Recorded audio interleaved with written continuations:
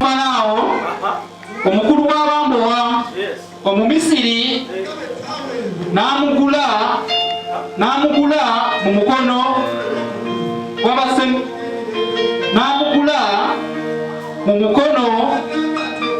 gwa Abasemeri. Hallelujah. Abamuserengeseeyo. Hallelujah. Clap your hands for Jesus. Yusufu Potiphar yekenyiri n'asasula omugula. himself paid to buy him. Nsaba Katonda I pray to God, abalabe bo gye bakusindikiriza okulaga, where your enemies push you to go, bakusindikiriza kuvaawo mu kifo ekyo kye whether they are assigning you to leave that place where you want to. njagala bakusindikirize mu ttaka eddungi mwogenda okusanyukira. I want them to send you to the good land that you're going to jubilate from. Kambayo story. Let me tell you a story. I built up a good house. Nalina ennyumba ennungi Well built. nga nzimbe. Basisita bange n'abaganda bange ne bagolokoka. My sisters and brothers arose. Ne bansindikiriza. They pushed me. Kati nze saagala kuyomba. I do not want to I quarrel. want to keep that honor on me, the prophet. Njagala okumba ekitiibwa ekyo ku nze eky'obwannabbi. Gye bansindikiriza. Where they pushed me. Labayo ne nzimba ennyumba myezi 8 ne ngiyingira. See, I built a house and finished and in lockdown. Katonda ono, This God, njagala abalabe bo gye bakusindikiriza. I want where your enemies push you. Gy'oba ofumbirwa Is mu where linnya you erya Yesu In Kristo. the name of Christ Jesus. Hallelujah. Hallelujah. Hallelujah. Sawa ya leero. At this time, They are there begging for me. bali eyo mukunsaba tusonyiwe. We thought this. Twalowooza kino.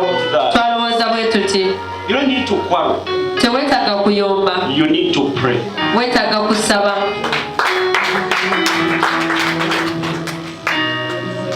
Bible Says Yusufu Potifa n'amugula. that Potiphar bought Joseph. Omulabe bw'asobola okulowooza nti akusindikiriza olemererwe. Your enemy might think that he's pushing you so that you can fail. Musumba abantu bakusindikiriza ojjukira. Pastor, you remember people pushed you. Ne bakujja mu area ey'Entebbe Road wali okuze n'ozimba. They removed you from the area of Entebbe Road where you had bought and used. Naye nga bo tebamanyi nti ate bakusindikiriza ogenda mu kifo Katonda ky'agenda okuweera omukisa. But little did they know that they were pushing you to a place where God was going to bless you. Abantu basobola okusindikiriza emu. People can push you, Emma. Ne bakujja ku mulamu. They take you astray. Hallelujah. Hallelujah. Nzira mu kibagamba kiri. I tell you this again. Nze sirina muceere na nnyama. I do not have rice and meat. Nze sirina na keeki yegenda bawa.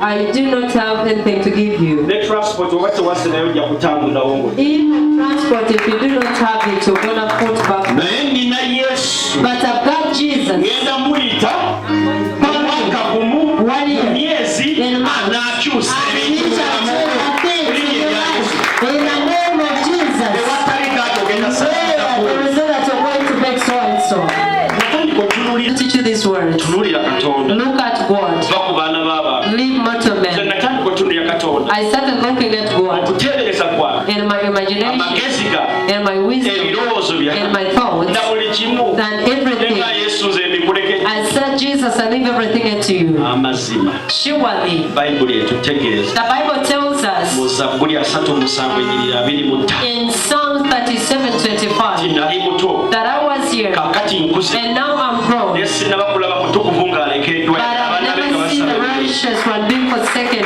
neither the children asking for food. nze mbeera bw'okuli ndimanyi I know the situation that you're undergoing bulungi nnyo very well, bulungi nnyo very well. naye waliwo Katonda But there is a God. oyo bw'omukkiriza When you believe Him, nange ebintu by'olaba ng'ebitasoboka biba bisoboka. the things that you see that might be impossible are possible. bw'oba otunudde banayinza okuyamba If you are to look around, who can help you? ozadde abaana You have produced children. anayinza obasuza Who can give accommodation to them? teeka omutwe ku piro yo Put your head on the pillow olwaleero today otunuulire abaana bo and look at the children, oba maama wo your mother, oba taata wo gw'oyagala ennyo your father that you love most,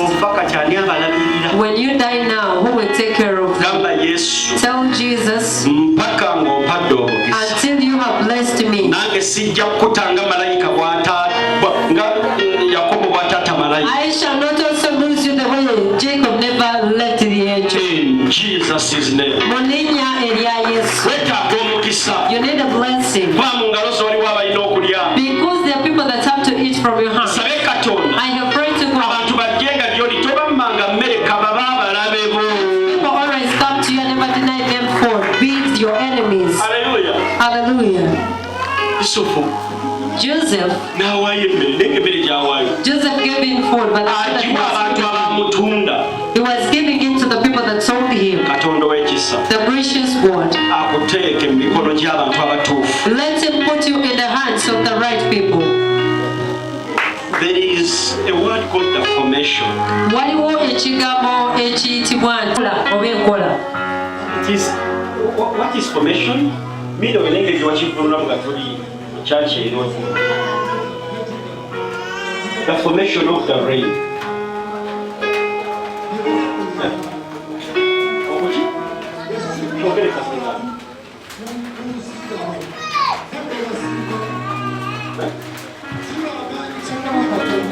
The formation of the rain. There is a formation of the rain. Waliwo enkola y'enkuba. Enkuba eno tetonya kuwa mazzi. This rain does not fall to give you water Yadde kuwonya afu. or to heal you from Naye sun. enkuba eno etonya kuba kyekiseera kye eky'omukisa bamutumu abali. But it rains because it is the time for you of blessings. You can see that. Tusobola otuulira wansi.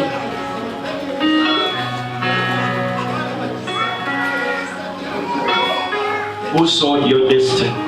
Ani eyatunda entuuko zo. Kusoma bino kyagala okwogera. Omusajja wa Katonda n'abadde kakasa bukakasa Man of God, I was just confirming what you said. nti abantu bansindiikiriza ne nva gye nali nkuze ku Entebbe Road. That people pushed me from where I bought in Entebbe Naye omusajja Road. wa Katonda ate okuyitira mu ggwe nga nkula byonnakula kati. Through you, as I bought where I am now, Mpereddeyo omukisa mpadde ideas ez'enjawulo. God has blessed me and given me Zijjukira nga ideas. oŋŋamba naatera okweddayo. I remember as you were telling me that I'm about to run mad. Omusajja wa Katonda Sibitegeera. I do not understand. Omusajja wa Katonda Man of God, saamanyira kuba nga siina ate omutwalo omusawo. I'm not used to being there without anything like 10K in my pocket. omusajja wa Katonda byonna byeyogera bituufu. Man of God, whatsoever is saying is true. bw'obeera ng'olinako emusajja wa Katonda embeera gye waliwo manyiira. If there is a certain kind of situation that bw'otafuna we're used nnyo to, omusajja kimu nali natera okugwa eddalu. sure that was about N'oŋŋamba to run mad. ekirala ogumya omusajja gwe. And then you told me, you can comfort. Ogumya. You can comfort. Era waliwo n'abali wano nabo bakyogera mu mitwe gyabwe. Singa tebyali bigambo bya musajja oyo nalibadde siriwa. That if there weren't the words of this man, I couldn't be in this place. Bakakasa. omusajja wa Katonda Awo kyennyongerako n'omala emyezi nga 8 nga tosaba. You spent like 8 months without praying. Olabye nti Yesu abamusaba nga bamusembeera baba attacked. I've Wamalako listened to those that n'emyezi come closer to God, but will be obadde one. okyerabidde ekikujjukiza sekka. nabbi wa Katonda Prophet of God, ebigambo byonna byeyogera mazima ga Katonda bituufu. all the words that you were saying are true. natuukako ekiseera ne Obwavu nga bwakulumye When you experience poverty, okwerabiza ne w'osula you can forget where you reside. osobola okuyitawo You can even bypass. si komere soogera bigambo kubasanyusa I'm not saying these words to please you, bukwerabiza ne w'osula but poverty can make you forget where you sleep. obwavu bukirako businga ne kansa okuluma. Poverty pains more than cancer.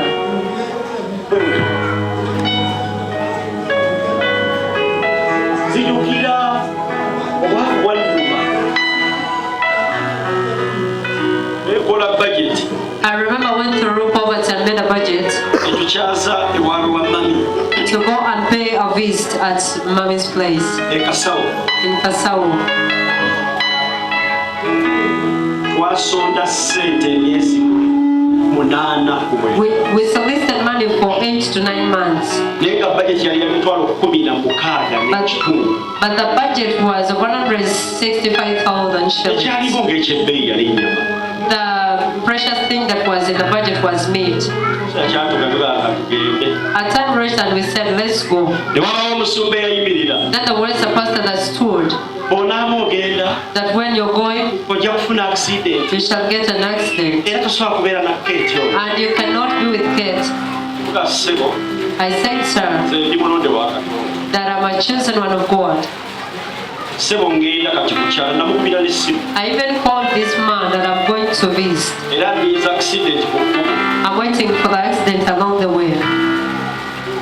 And then I told this pastor that I prophesy to you, they shall get you when you have raped a child and put in the newspapers. And when these things happened, he thought that it was I that had paraded with others to go and arrest him.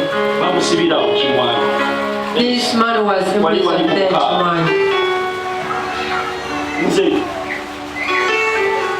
to never allows anyone to play with your destiny. We took our things, though they were the cost of 100,000. And when we reached, I was the speaker. I took the wife. Father, we are going to come the next year. We introduce and do everything. Yes, my son. I said, Father, we are coming back. Born again can strengthen themselves. But when the situation is there, just because it wasn't foolish, I'm not a fool.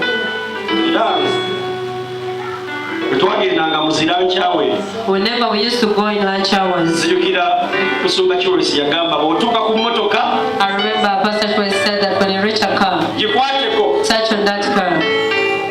When you find it open, touch the steering and say, this is my car. I take it. I wasn't stupid to that extent.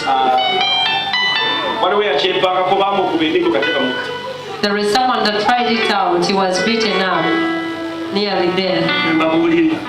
Should I tell you? Though we are Christians, always put in common sense to understand and know before doing an action. We need to be wise. The God that we serve gives. One man and was a pastor. He's in Makerere.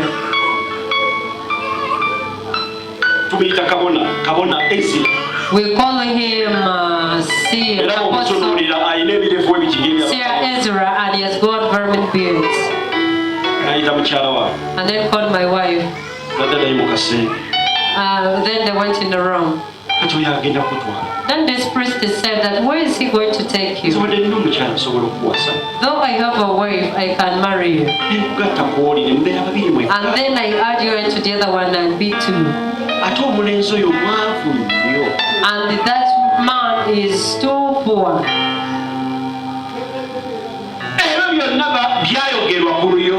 All those things were spoken upon Prophet Lyombia. A time reached. We were going to bury Pastor Stephen Sozi. As I was walking, you boy, as you're looking good, first give me a 10K there. Then I told him, I'm poor. Have you forgotten what you said that I'm poor? Now buy for me 2 sticks of pork. Then I said, let me buy it for you. As he was moving, I found him in a Pelere. Finished in the car. He told me, give me 10K. Then I said, here it is. But I told him, do you remember when you told my wife that I'm poor? One man stood.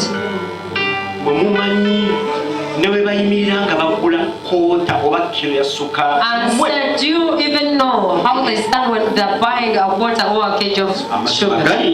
The truth is, in those times, we didn't know how they stand when buying a kg or quarter of sugar.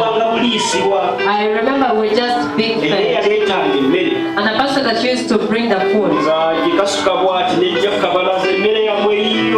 they could just bring and slide a plate towards us. By the time it reached there on the doorway, it was full of sand. We had a yoke in that we were unable to buy food for ourselves. I remember it clearly. The Spirit of the Lord came upon me and said that the money you get first, as you're going to sing, I hadn't started the church or being a pastor. Give it to your wife. She was born by her mother, but she had never seen her. Let her go to their home place. When she went to their home, she came back with a hen and a big fish with matoke. From that day, I assure you the blessing that was prayed upon her life. We never begged for food anymore. The blessing is in the parents. But the blessing was bought. There is somebody that bought your blessing. There is someone that used money and bought your blessing. They used money to buy his bosses.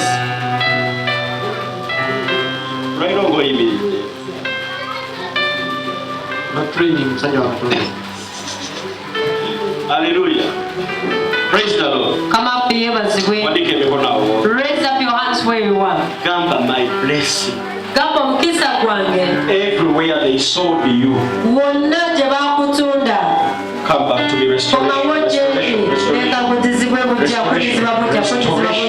Restoration.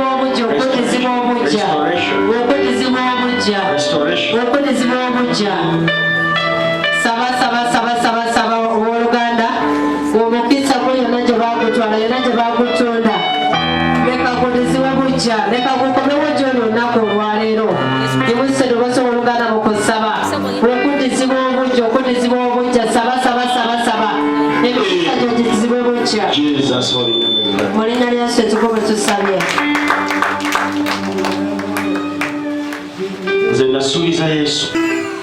We are talking about restoration.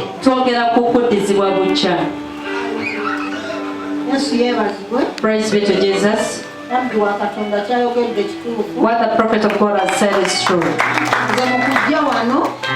And coming into this place, I had a house where I was residing, but the door couldn't close.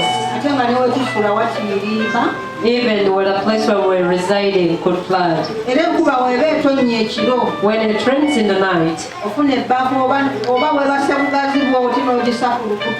you get a basin. If you're sleeping widely, you get a basin and put it on the stomach. So when the sleep takes you over, and then you pour water on yourself, what the prophet of God has said is true. But when she told me that, it was the same house where the prophet, I think 2 years. I know the house.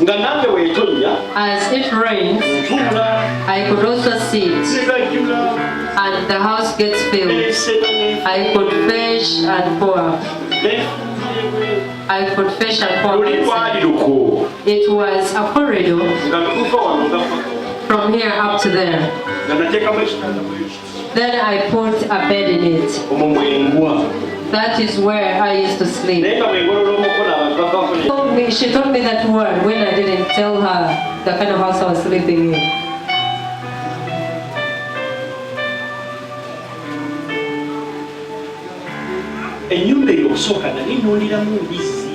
At first I was rearing pigs from that room. So these pigs, when I saw them off, and then I repaired the place and slept very well.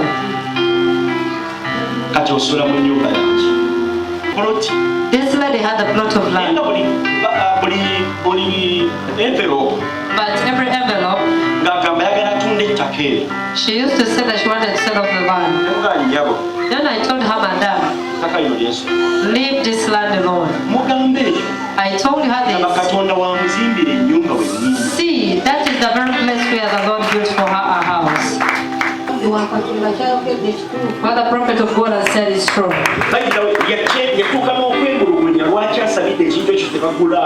She even grumbled and said, why has she prayed for the place to be bought? That certain things that we grumble about, God knows the way to handle them and put them right. Whenever I used to give in my tithe, I could write that I want to sell off my plot of land. Whenever I could give any offering, I wanted to sell the plot of land. But what came out, I said, why? Why is it that the neighboring plots of land are being bought? I even reached an extent of reducing the price, and still it failed. But prophet of God, it was worse. He prayed for me and said that your plot of land, you are going to build in it. That says the Lord. And ever since the prophet of God prayed for me,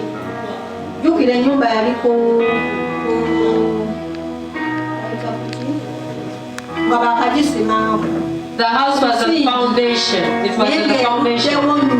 But it had stayed there for. I also built my house during COVID. They used to bring witchcraft and shower from there.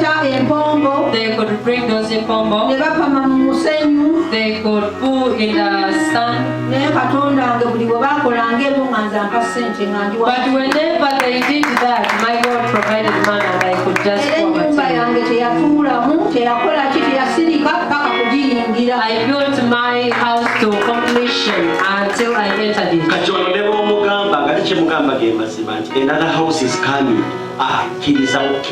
When I tell her to do better, she just believes that it is. Because she has seen God working. The Bible says what your eyes have seen. It is what I want to see. Say I want to see my children big money. When they're graduating, when they're driving their own cars. I want to see that introduction. You misfortune of not marrying. Of not marrying. Wherever you came from, I uprooted from the road. I shall marry. I shall marry. In the name of Jesus.